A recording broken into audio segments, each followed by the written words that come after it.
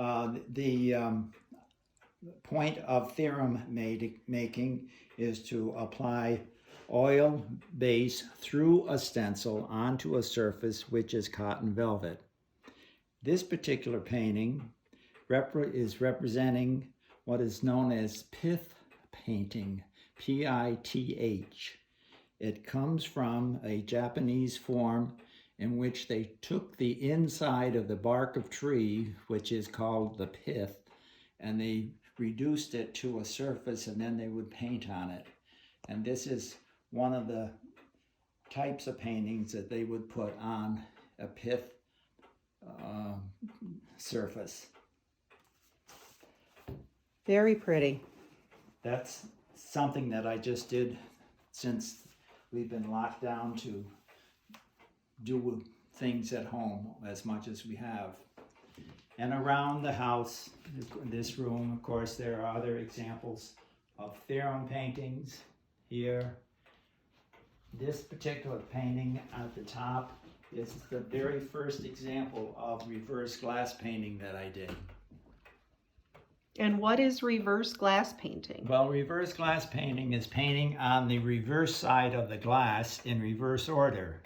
Normally, if you painted a painting landscape of some sort, you'd paint the sky and then the mountains and then the house and then all the details in the house. Well, with a reverse glass painting, you have to paint you have to do everything in reverse. You paint the details first, and the last thing you do is you paint the sky. So that's the first thing that I did, and it's created a lot of pleasure in me to do more of these, and I'll show you some more when we get out to the studio. And you've given several of these to family members, and what I always tell the kids is, for heaven's sakes, don't break the glass. Yes, you break the glass, you break the artwork. That's right. So, and this is a beautiful theorem here. Well, this one I especially pleased with, because when I was taking these classes in Vermont from a woman by the name of Linda Brubaker, she would give me a design and I would replicate it and so forth, such as these two theorems over here on the side wall. Mm-hmm. And I would just replicate what she had. Well, with this particular theorem over here, she just gave me the stencils and she says, put your own colors in it. She never gave me any idea what colors should be. So this is all my brain. Your own design. My your own color my own color ways and so forth.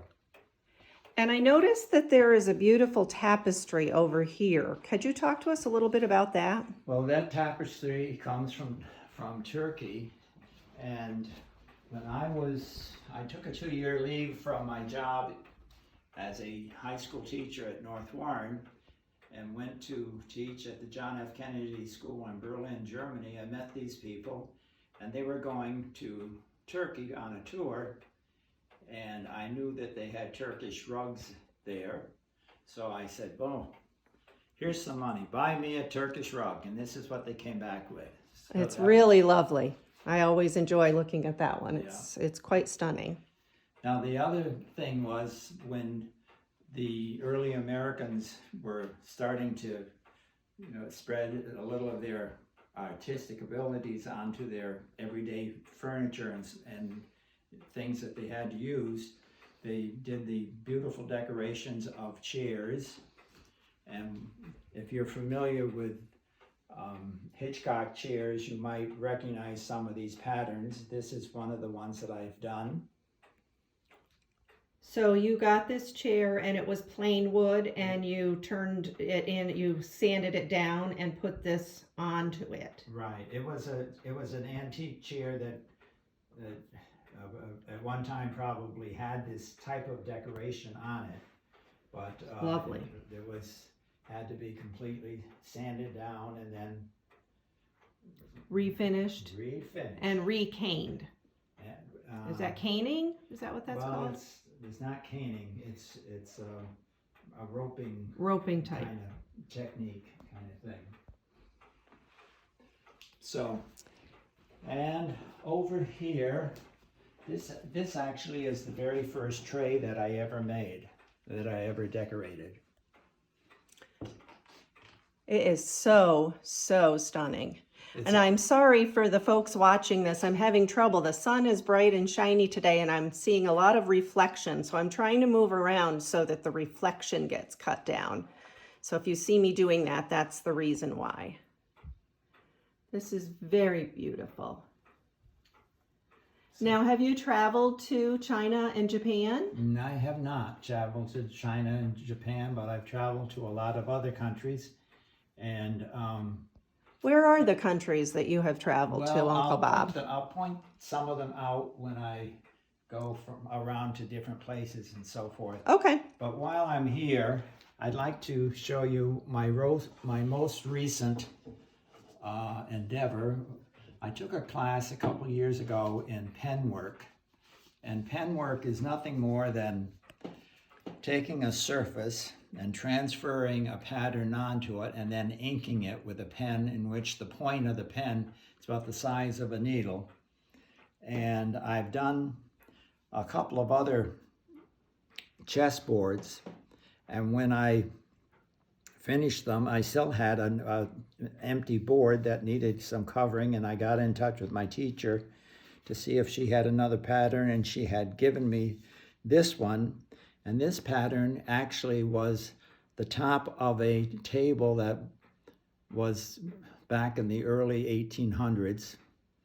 And so she reduced the copy down to fit this board. But as you probably know, there are 64 squares to a chessboard, half of white, half of black. And in this chessboard, there are no duplications of objects in the various parts, when the various squares. That's the word. Unbelievable. It is simply outstanding. Now, if you look down here in this corner, this is a woman riding side saddle on a horse. So obviously this was done through a magnifying lamp. Yes, there is no possible way you could do it otherwise. Not with my eyes. And is your signature on this in any way? Have you dated and made sure that it's... Oh, there you have it. Inked for posterity. Robert K. Flachbarth. Gorgeous. So this is one of the things I'm really most proud of, because it has taken the most amount of effort. Actually, I started it on May 30th and I finished it on June 30th. And I worked at least 2 hours a day on it, and sometimes 4 hours a day, every day. So you know how many hours of work has gone into it. In case you haven't noticed, my family has a bit of a competitive streak. And Uncle Bob and my mother were also bridge players together. And so there's always a bit of competition, even with oneself, as to how well you can do things and how quickly and how many hours it takes to compete things.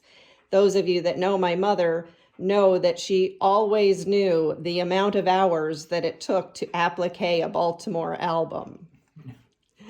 So now let us go into the dining room, which actually is more of a museum than the rest of the house, because it shows more of my work. And this particular wall I used to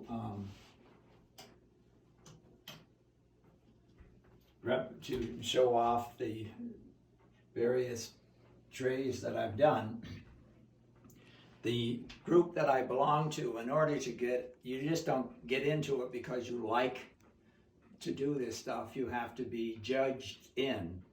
And this particular tray over here is one tray that I really, this was the first one that I did that got me into the organization. So you're not kind of lackadaisical like the Northern Lights Quilt Guild. Everybody comes. No, It's more like Larac. You got to be judged in. you got to be judged in, or else you don't make it. Very, very beautiful. And Look at the detail on this work, folks. And this And particular this. pattern up here is one of my favorite ones. I've done this about 2 or 3 times, and This is one of my favorite trays of yours. yeah. And this is an artifact. This I bought when I was in the East Berlin on a shopping tour. I bought the piece and then I made the frame for it at the military base where they allowed us to use the frame shop.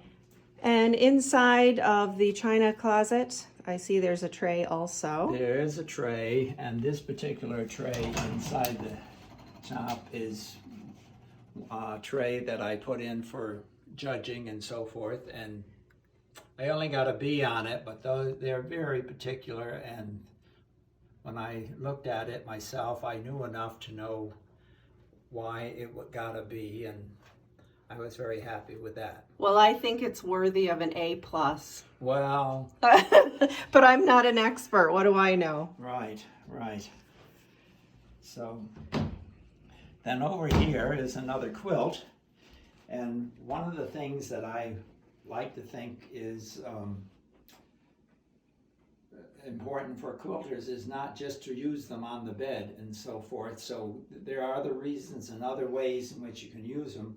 And so one year I decided that it was time to make a Christmas quilt so I could have it for my bed if I wanted it at that time, or I could use it for a tablecloth as you see here. And this is also the way in which this might be set up here for Christmas. And we like to come here for dinners, believe me. Yeah, well, those days are good memories. That's what they are. This particular piece of quilt work was done by me when it was the Pine Needles quilt group that was forming many years ago. And one of the things they did was they had a challenge, a quilt challenge each year, and they would give you the fabric, or they would tell you the design that they were looking for. And I did it a couple of times, and this is one of the first things, which was a Christmas thing, and it's been, looks to me like it's been quilted with like silver thread or gold thread. Oh yes. Or something of that sort.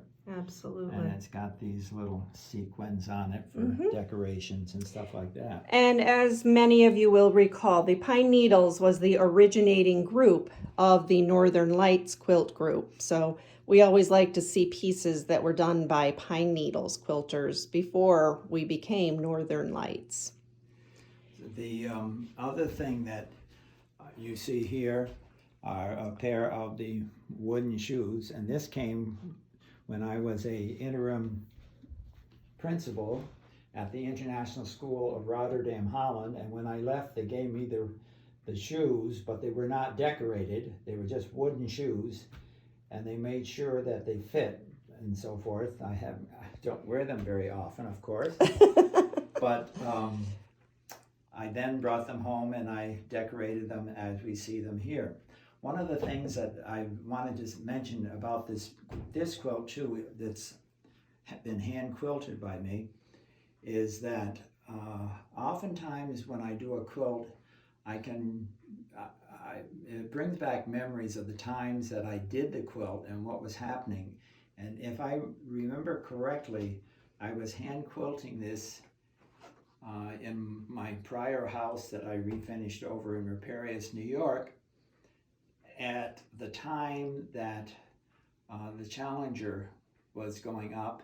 And even though it was during the week, I was home from school because I was trying to deal with a bad back. I was quilting this quilt at that time When the Challenger exploded. when the Challenger exploded, and was watching TV and so forth.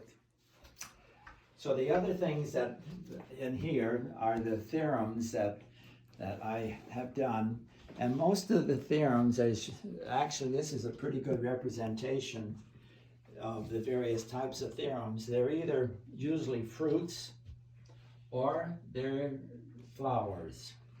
And this particular theorem over here is one that sort of goes against, the rule of thumb, because it is a theorem. It's done in the same technique and so forth that other theorems have been done, but it represents a scene, not the fruit and the flowers.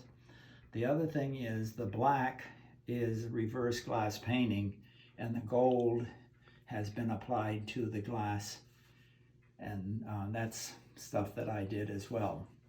So you've really combined gold leaf, reverse glass, That's and theorem. Absolutely. Beautiful. So there's that. This particular one over here, and I know that a lot of people name all their quilts and so forth. Well, the people who do theorems do the same thing, and they call this one the four-season theorem, because in this particular bouquet of flowers, you'll see that it has the holly over here for the winter. Mm-hmm. It has the mums here for the fall, and it has tulips for the spring and the roses for the summer. So this is called Four Seasons. When we get out to the studio, I'll show you a card that I had made for this kind of thing. Okay, but now we're going to go to the bedroom. In the process, here's another reverse glass painting that I did. And this is an example of what they call using point to outline it rather than the lines and so forth. And here we are in the bedroom.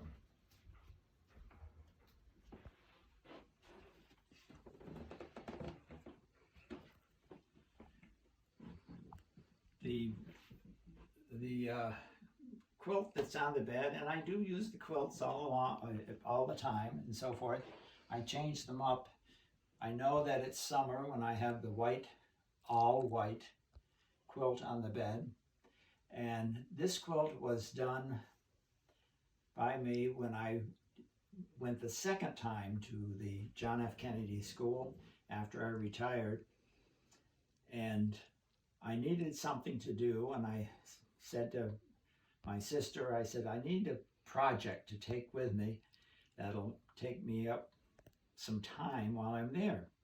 So we decided that I bought this pattern, which is all, of course, comes blue inked pattern, and took it to Berlin, and for 2 years I was over there. I hand quilted this. Well, as you can see, Uncle Bob is a very fine hand quilter as well. Great stitches.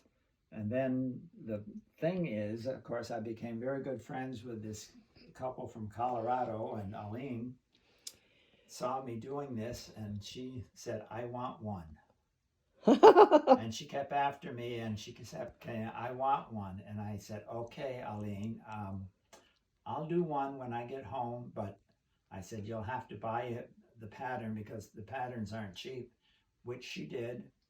I did it and sent it. So there's 2 of these that have been done. In the world. In the world. And the other one is now in Colorado. How about this pillow here? Well, this pillow is obviously, it's sort of a crazy quilt. It's velvet and so forth, but it's a piece of fabric that I got from after my friend Barbara Wilson passed away. I was responsible for helping get rid of all of her treasures and stuff of that sort. And Kathy, my sister, picked this up and made the quilt pillow for me as a reminder of my friend, and I have it there all the time, so I like that. Treasured friendships go with quilting. Yeah. And then this particular quilt is one that Kathy actually did the applique on, and the reason I'm showing it and claiming it as part mine is because I helped her put the various sashes between the blocks and so forth and organize it. And when we got it done, I said, this needs to be hand quilted. Well, she didn't want to do it that time, so she said, well, why don't you do it? So I did all the quilting on this. Again, very nice quilting.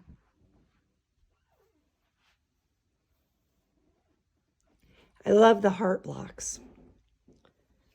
So that is usually up during that time of the year, this time of the year.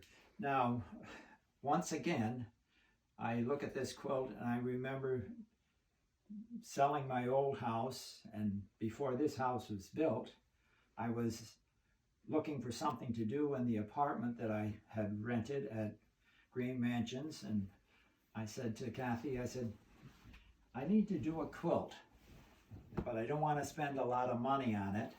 So she said, well, you can use my stash. So I did that. Let's see if I can get this out here. There we go. And this particular quilt, if I remember correctly, has 30 squares in it. And actually, the quilting design that I selected was just a star design. And one of the things I've learned is I can do star design with strip piecing kind of thing. So I did that. And I also decided that I'm going to do the quilt and not replicate any of the fabrics and more, and use them only one time. You notice that the border of it actually is the pieces left over from the making all of them.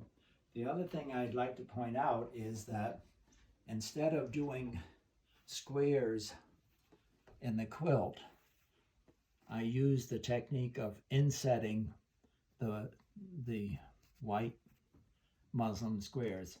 You can tell that this was one of the pieces that I did many years ago because I used muslin. I don't think we do that much anymore. We don't use muslin very much anymore. So there's that one. And when I was looking through the quilts to see what I've done, I realized that many of them are sort of star-shaped things. And here's one that Star basket, really. a basket quilt, and once again, it's all been hand quilted, but it's more of a single bed quilt and so forth, so I really haven't used it very much at all, but it's... Perhaps the stars and the geometry of these things speak to you because you're a retired math teacher. That could very well be. That could very well be. Now, during that stay in North Carolina, of course, we had that one made, and I decided that I wanted to do another one. So I bought a kit, and in the kit were these various pieces, and they told you how to put them together. And so I put them together, and the next thing you know is we've got a quilt that has a Japanese swans in it. And this has been machine quilted, so I can't take credit for that, but I did piece it together. And I remember when I was down there figuring out how am I going to applique these circles, and first of all, how am I going to make them? So these are nothing more than the size of one of my cousin Joyce's plates. So that's how Necessity is the mother of invention. that's the mother of invention. Very pretty. So Now, what is this piece over the bed? the piece over the bed is a picture. This is actually the house that my father was born in, and well, what is now Slovakia. It was, Czechoslovakia for a while, but it was also the part of the Austro-Hungarian Empire, and as that result, he was his mother tongue was Hungarian, so that they were actually royalist, and they were supporters of the Austro-Hungarian Empire.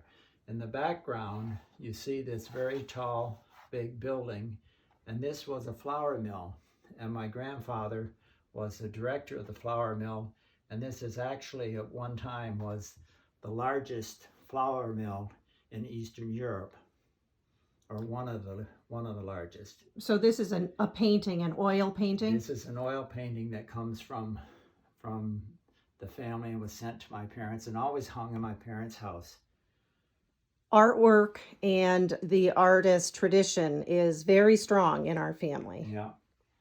And over here, you see a collection of black lacquer boxes.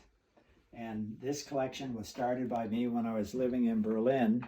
They're all Russian, and they come from the various schools of Russia. There's 4 schools of painting, and there are examples of each of these schools. And some, people have brought me, and most of them I've bought myself, and I really have found an interest in them. They're beautiful. Very, very beautiful. They're very, very intricate, almost like the painted Easter eggs. And the brushes that they use a lot of times are nothing more than single cat whiskers. Oh my. So there's that. And this is a piece of it's like Rug hooking. Hooking or something of that sort. And for some reason or another, I think my father did it, but I can't verify that for sure. But he always was doing things of that sort. In fact, when he was sick one time, my mother was doing a cross-stitch tablecloth, and my father was, I guess, bugging her, and so she threw him the tablecloth, and he said, "Here, you finish it." Well, then my mother passed, and we were thinking of finding something for my father to do, so we bought him a couple of patterns of cross-stitch tablecloths, and by the time he had passed, he had completed 64 tablecloths, and if you wanted one, all you had to do was invite him to dinner. Very true. We all have some. We all have some.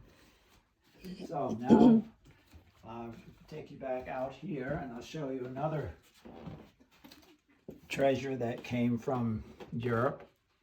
This was a wedding present to my parents, and it was done by a woman who was a friend of theirs. And when my parents got married, my grandfather and grandmother said, "Send us a picture and we'll have it replicated." And so George Washington was on the top of a calendar. And if you look closely, you'll see how it's done. The whole thing is nothing more than threads. So, but it's thread work, considered to be thread work. Yeah. Some of these almost look like yarn as well. I don't know, maybe some of it is. I think it's all silk. Oh. Well, it's quite stunning and very historic. Okay, so now let's go to the kitchen. And not much out here, although I do have one tray over the stove. And the kitchen is one of my pride and joys because it represents my brother's work. All of the cabinetry is solid cherry. and all handmade. Everything was handmade. As I said, it's the tradition of some sort of artwork, and this was his artwork, Uncle Gene's. He was a builder. He was a craftsman. I mean, I think if he lived back in the 1800s, he would have been an excellent craft cabinet maker. Mm-hmm. What's this piece on the counter? Piece on the counter. I was going to take a class from this woman, Lisa. Well, she's over in Vermont, and she does a lot of carpets. Oh, I see. Canvas carpets. But this particular design she has replicated and made it into fabric, and it's like woven. It's very yeah. soft. And I've been to her studio and seen her work and so forth, and she was going to give a class, but that got canceled because of the pandemic. So I've always wondered about this tray here. This is something that was also in your parents' house, correct? That was always in mother and father's house. I have no idea where they got it, but it's an older treasure. But it's also artwork because of the type of displaying of the dried these are dried flowers.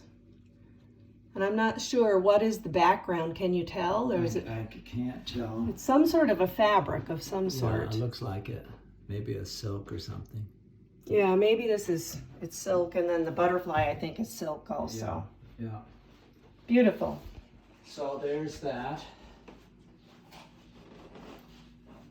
And then to what I call the sunroom.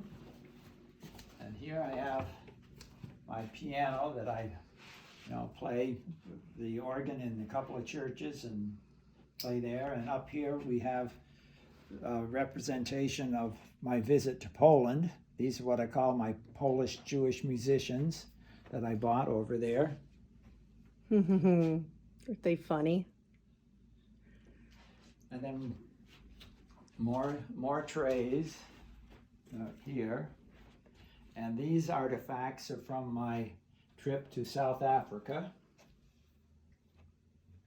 The artistry of all the various countries is very fascinating to me.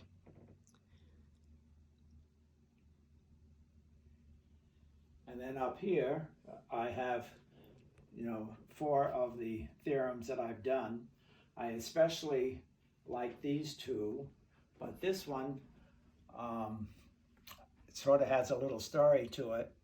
My teacher, who taught me the fine art of doing theorems, owns the original theorem from which this is replicated. It was done in the 1700s. She copied the original, and I copied hers, so it's only twice removed from the original. And hopefully it's done itself proud being replicated. Was this judged? This was judged and I got an A on it. This one was judged and I got an A on it. Very pretty. So once again, you see that most of them are fruits and flowers. Mm-hmm. What do we have here?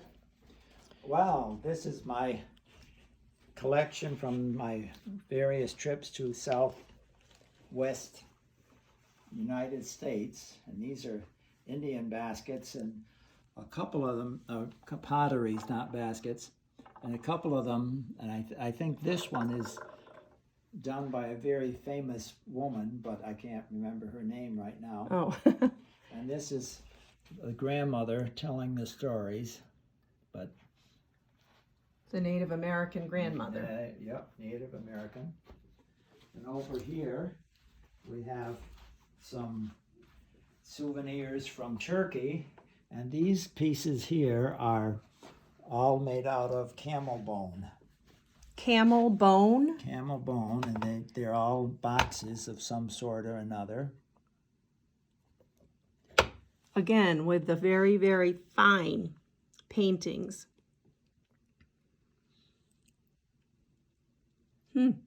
Wonderful. And a lot of people come to this room and can't they just sort of stop and look at all of the Toby mugs I have at the top of around the windows. How many do you have? I have 55 of them. And Toby mugs are? Toby mugs are done by the Royal Dalton Company of England. They're British. They no longer make them, I've been told. So hopefully they get to be a little bit more valuable. And right now you're looking at King Henry and his 6 wives. The interesting story about those, for the longest time, poor Henry had sat up there and he only had 3 wives. And so I was going to a antique show over the summer down near Saratoga, and there was a woman who was selling some more, and I got 2 more. Well, now Henry had 5. He was missing a wife. And so one year I was going to try to find the other wife, and it was not happening and so forth. Well, at that point, Evangeline Mills, and many of you might remember her. Yes, an original pine needle. And she also was very active in the Historical Society, and she had gotten on in years, and she wanted to sell all of her trays and stash and stuff. So she got involved with me, and I took everything from her. And so I had all of this tin that I wasn't doing anything, so I said, well, I think I'll take it down and see if Roger Gibbs can sell it at his antique shop in Chestertown. And I did, took it in, and I looked around and I saw that there was a Toby mug in one of the cupboards. I said, Roger, can I see that? And I said, yeah. He said, yeah, you can see that. So prior to this, I'd found out that you could buy one from some woman in Florida for over $300. And I said, well, I'm not doing that. So I look at the woman, and it's the missing Toby mug, less than a half mile from my house. The missing wife. The missing wife. And these are all, a lot of them are based on historical characters or fictional characters, right? Right. They're very funny in many cases. Yeah. So, and when the house was being built, I said to my brother, I said, can we build a shelf so I can, and that's what I got up there. So now let's do a few more quilts and then we'll go out to the studio. Well, of course, if you can't use them, you got to store them. But so I'll just show you 3 or 4 here and take it there. One thing that I did at one point was my sister was talking about doing reverse applique. So I said, well, I think I'll try it. So this was my effort doing reverse applique, and I've never done it again. So it can be challenging, but it's also rewarding. So it's very beautiful. There's that, and I'll just you'll see that a lot of the same type of work. This was a wall hanging that I had made, and it looks to me like I did it for my other house because the colors seem to represent what I did over there. So that's again hand quilted, machine pieced, hand quilted. Machine pieced, hand quilted. And then I had changed the color of my bedroom and decided that I needed to have something that would go with that. So I made this Boston Commons quilt. And while I was, once again, it's all hand quilted. Once when I was doing it, I realized that I could strip piece, and then using the strips, I could change the order and change the corners, do the corners. Well, the people were interested in the technique that I was doing. So many years ago, I did give a workshop on strip piecing the Boston Commons, and this was the example that I did. to show everybody. Now don't ask me how I'm going to do it now, because it would take me a while to figure it out again, but that was then. Another one that I've done was this one, and A beautiful Lone Star. a Lone Star, and it was used over in Riparius, once again the colors representing, but one of the things that this one shows is how I used the fabric from the front to make the back. And then I will say that the reason I had so much of this fabric, because I fell in love with it when I was visiting Harrods in London one time, and I said, I need that.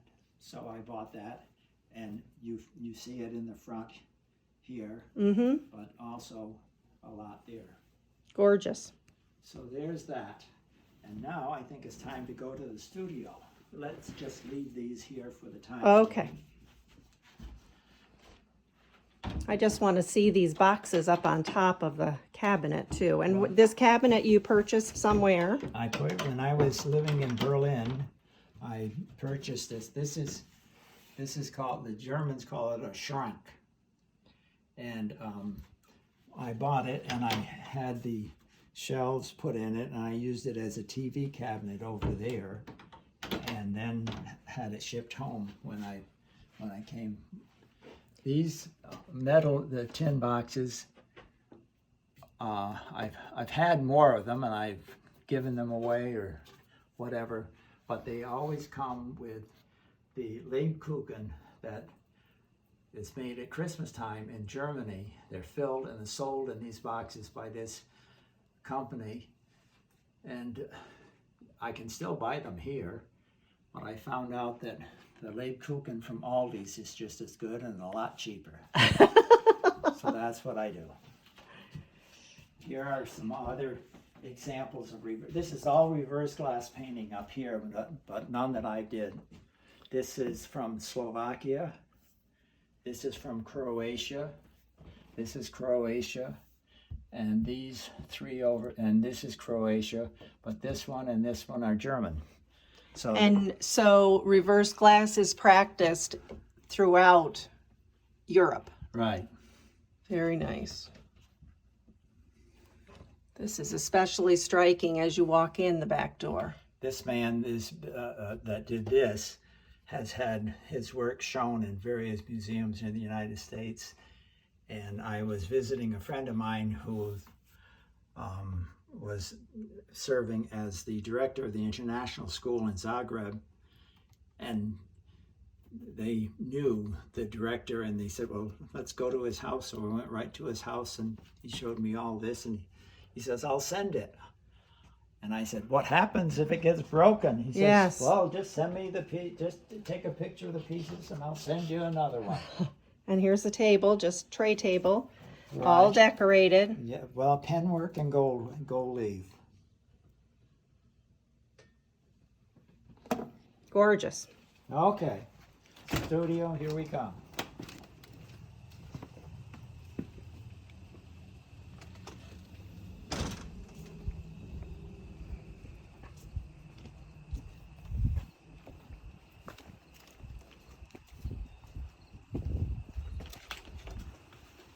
And watch your step. We have to pause on these trays, of course. Most of this is the work that I've done since, well, I retired.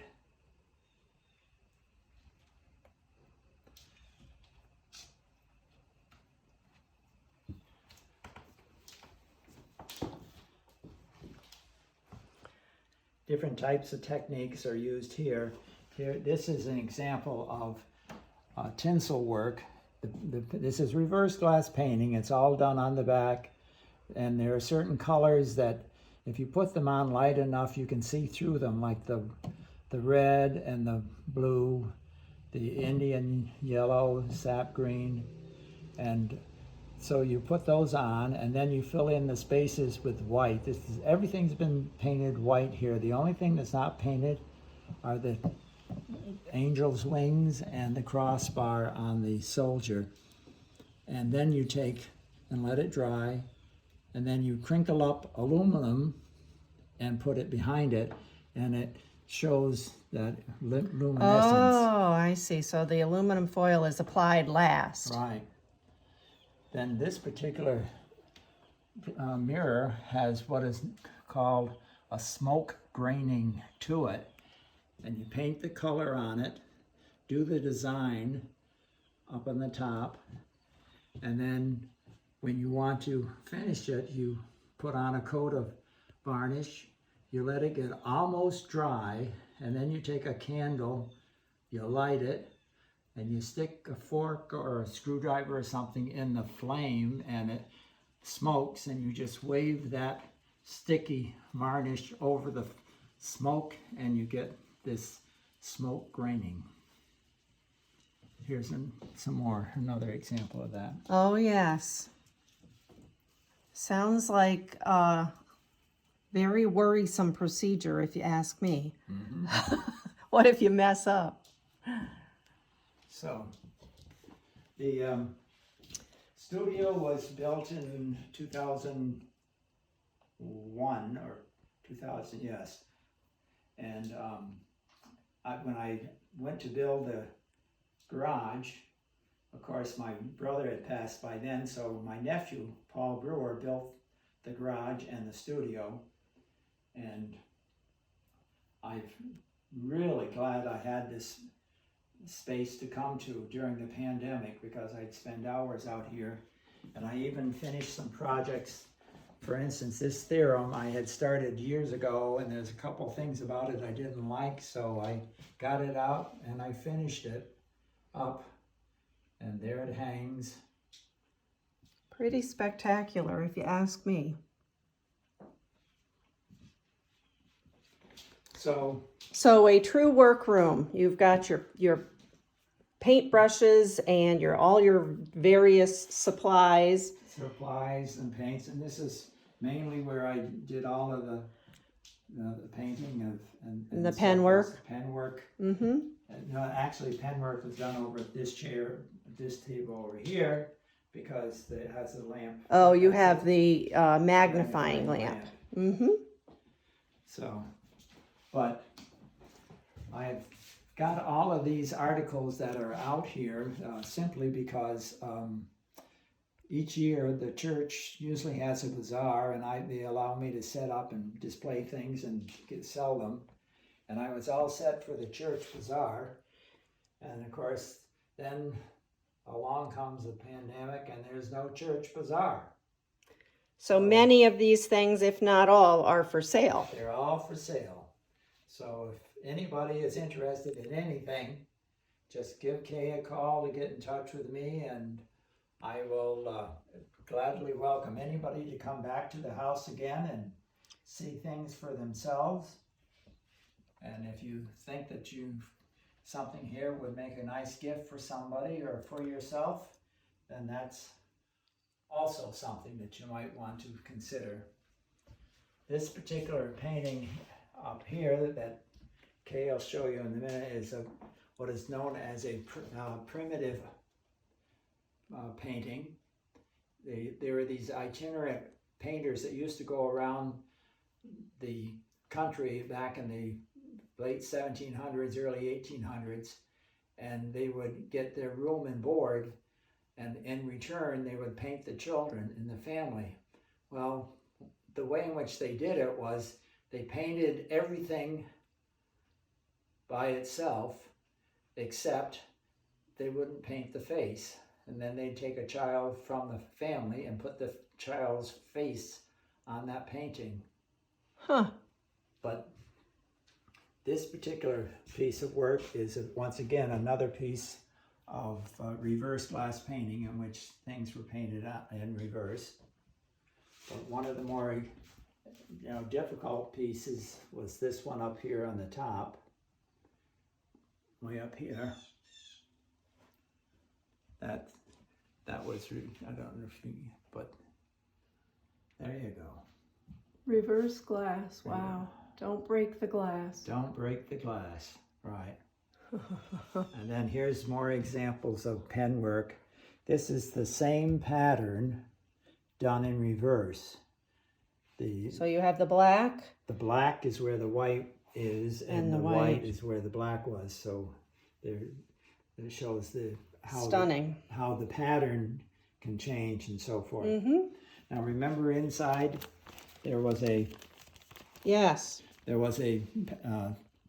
theorem called the Four Seasons.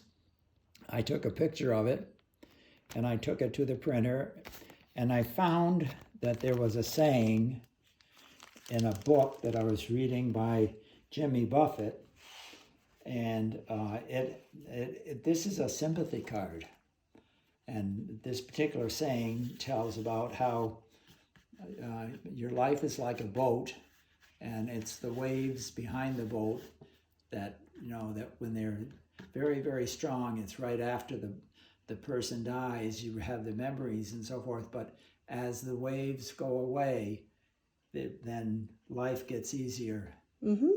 Very nice. But I just thought I liked the saying so much that I took it from the book. I do give him credit, which is nice. And then I made the card, and I've sold a lot of these cards. I've given a lot of these cards away. And I also had a card made for my primitive painting. Very nice. So here's some more chessboards, but they're not quite as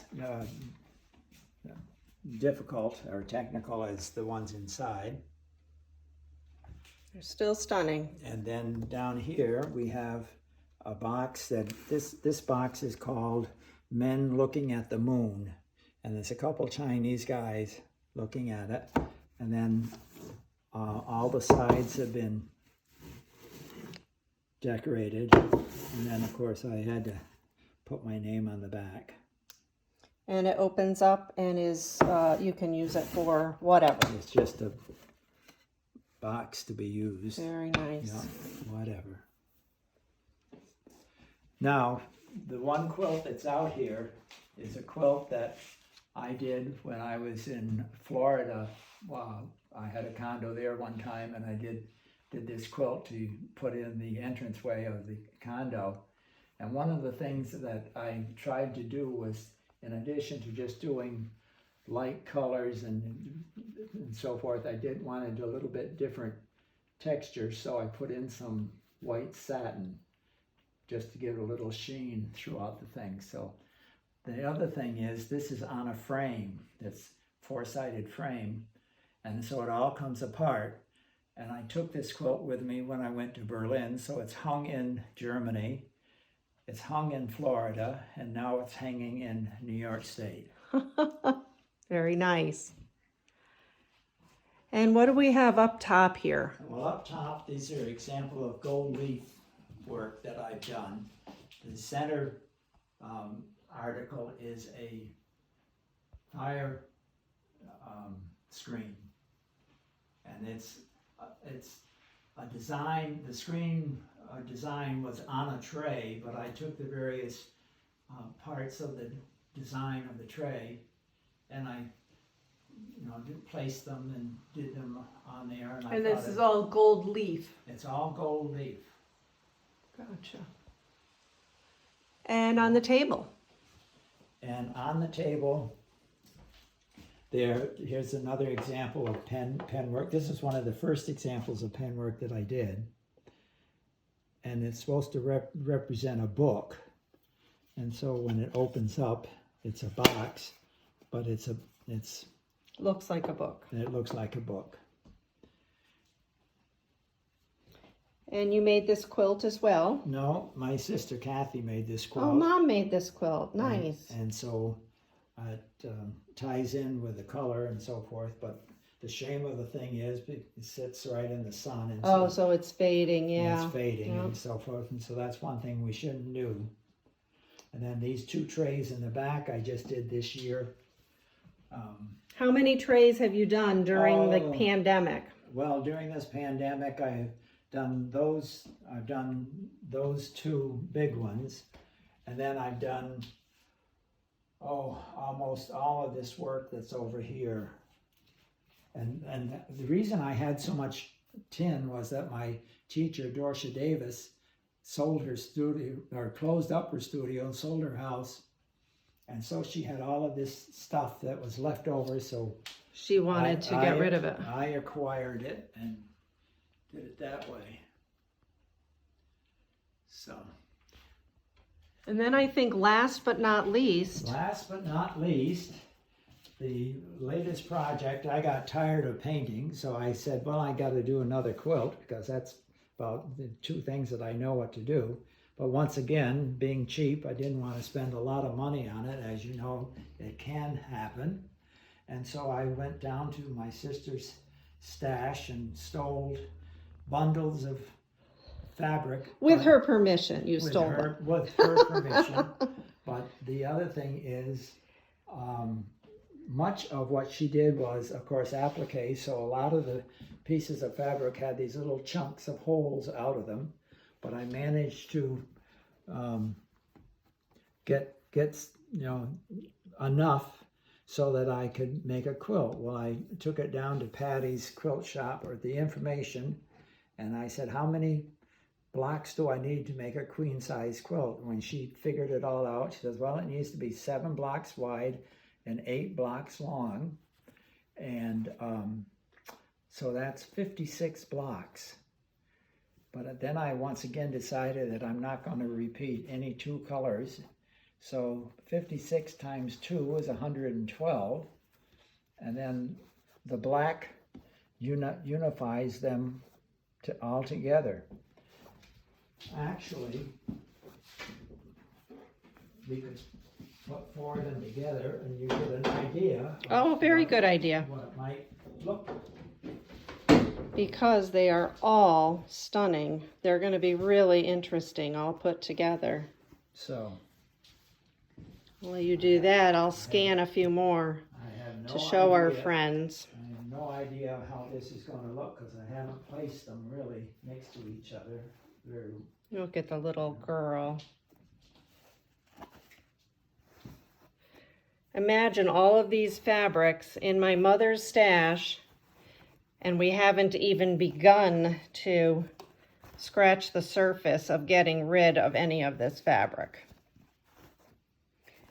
I feel quite confident that my friends at Northern Lights will likely each receive a little memento of my mother as time goes on in the way of fabric. She loves to share, and she loves each one of you, even though she can't attend any longer. So aren't these stunning? This is an idea of how it's going to go together. But once again, I haven't put them on the floor and placed them together, but you can see that, there's going to be this line that's going to go through. Oh, yes. With the black and so forth. And the name of the pattern is Crosses and Stars. Stars and Crosses. And here's supposed to be what you can see as more as a star pattern. Mm-hmm. And what's the name of this quilt going to be? Kathy's Stash. Kathy's Stash, most appropriate. So that's where that comes. So. Okay. Well, I hope you've enjoyed the visit. And once again, if you really want to see it in person, you're welcome to come anytime. Just call and make sure that I'm home and that I'm presentable. And I once again enjoyed showing you all of my treasures. So. And I think we have a final sign-off outside on your sign. We have a final sign-off. One of the things that I have decided years ago was that I would have a logo designed, and so I have my calling card, which is a tray and a quilt block. Which is a tray and a quilt block, and I'll show you another way in which I've used that design. I think it's important to note that you have made sure that your pieces, whether it's quilting or penwork or any of the other trays you've done, have all been signed and dated, because historically we need to know these things. Someday nobody will know who we are. Right, right. The problem with the theorems that I had to put in for judging, they don't want your name on it. Right. So that has complicated it a little bit, but I had stickers made out of this, and I've got stickers on everything. So now I appreciate your coming, and I'll say adieu.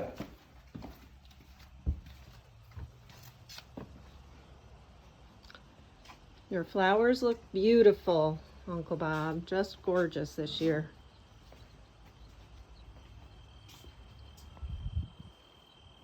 When I moved into this house, I needed to have a sign out in front of the house, so I took the pattern that I had for the logo, which was the tray and the quilt pattern, put it together and had the local sign shop make it, and there's my name and there's me, and thanks for coming. Well, thanks for sharing. We appreciate it very much. Talk to you soon. Bye-bye.